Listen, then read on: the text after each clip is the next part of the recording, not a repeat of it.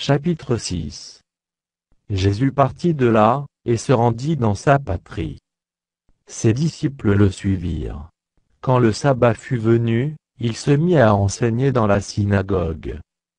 Beaucoup de gens qui l'entendirent étaient étonnés, et disaient d'où lui viennent ces choses? Quelle est cette sagesse qui lui a été donnée, et comment de tels miracles se font-ils par ses mains?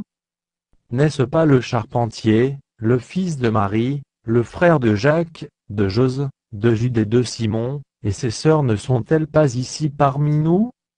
Et il était pour eux une occasion de chute.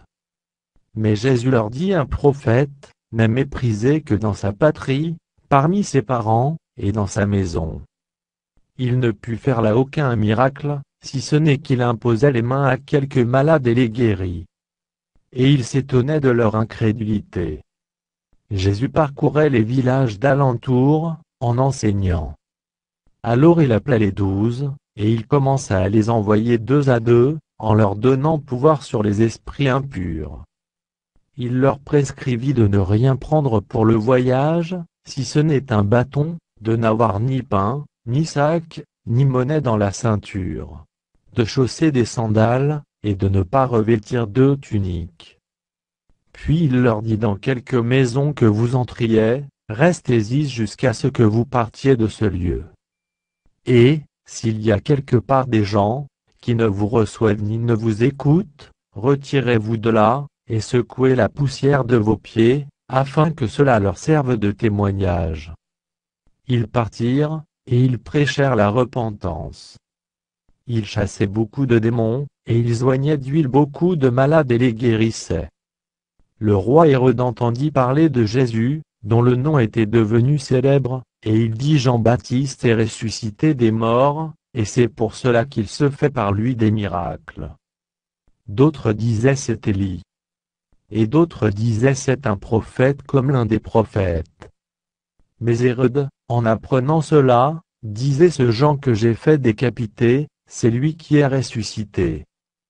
Car Hérode lui-même avait fait arrêter Jean, et l'avait fait lier en prison, à cause d'Hérodia, femme de Philippe, son frère, parce qu'il l'avait épousée.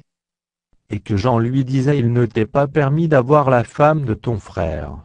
Hérodia était irritée contre Jean, et voulait le faire mourir. Mais elle ne le pouvait, car Hérode craignait Jean, le connaissant pour un homme juste et saint, il le protégeait, et, après l'avoir entendu, il était souvent perplexe, et l'écoutait avec plaisir.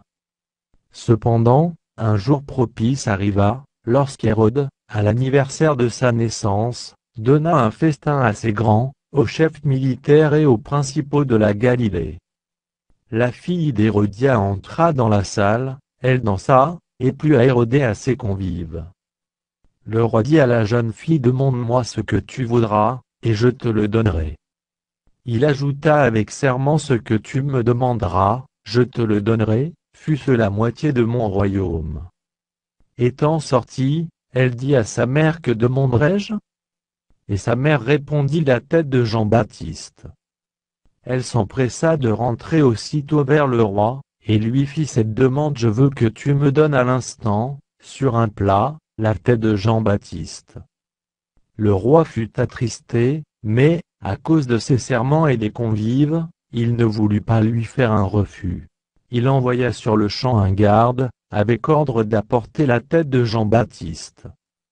Le garde alla décapiter Jean dans la prison, et apporta la tête sur un plat. Il la donna à la jeune fille, et la jeune fille la donna à sa mère. Les disciples de Jean, ayant appris cela, vinrent prendre son corps, et le mirent dans un sépulcre. Les apôtres, s'étant rassemblés auprès de Jésus, lui racontèrent tout ce qu'ils avaient fait, et tout ce qu'ils avaient enseigné. Jésus leur dit: venez à l'écart dans un lieu désert, et reposez-vous un peu.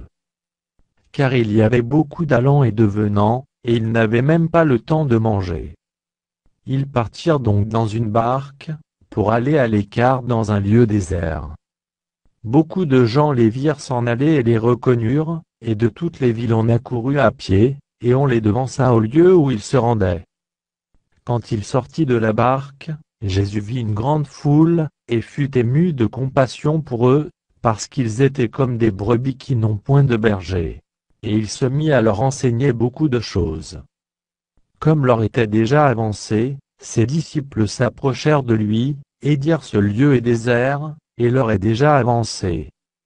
Renvoie-les, afin qu'ils aillent dans les campagnes et dans les villages des environs, pour s'acheter de quoi manger. Jésus leur répondit: donnez-leur vous-mêmes à manger. Mais ils lui dirent: irions-nous acheter des pains pour 200 deniers, et leur donnerions-nous à manger? Et il leur dit: combien avez-vous de pain? Allez voir.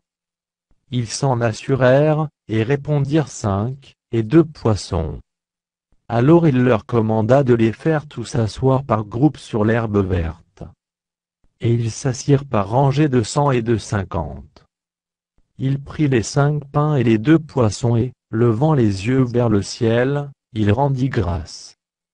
Puis, il rompit les pains, et les donna aux disciples, afin qu'ils les distribuassent à la foule.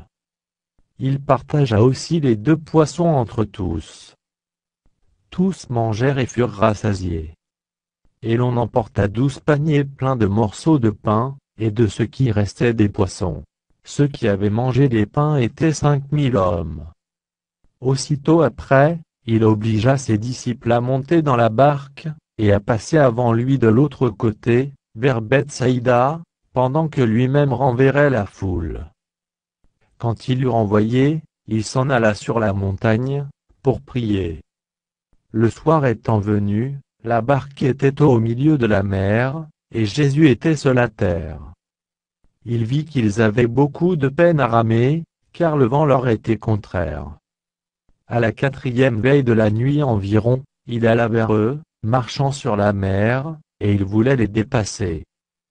Quand ils le virent marcher sur la mer, ils crurent que c'était un fantôme, et ils poussèrent des cris. Car ils le voyaient tous, et ils étaient troublés. Aussitôt Jésus leur parla, et leur dit: rassurez-vous, c'est moi, n'ayez pas peur. Puis il monta vers eux dans la barque, et le vent cessa.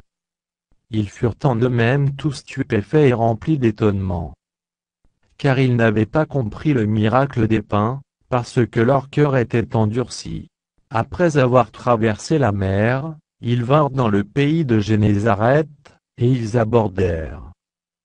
Quand ils furent sortis de la barque, les gens, ayant aussitôt reconnu Jésus, parcoururent tous les environs, et l'on se mit à apporter les malades sur des lits, partout où l'on apprenait qu'il était. En quelque lieu qu'il arriva, dans les villages, dans les villes ou dans les campagnes, on mettait les malades sur les places publiques, et on le priait de leur permettre seulement de toucher le bord de son vêtement. Et tous ceux qui le touchaient étaient guéris.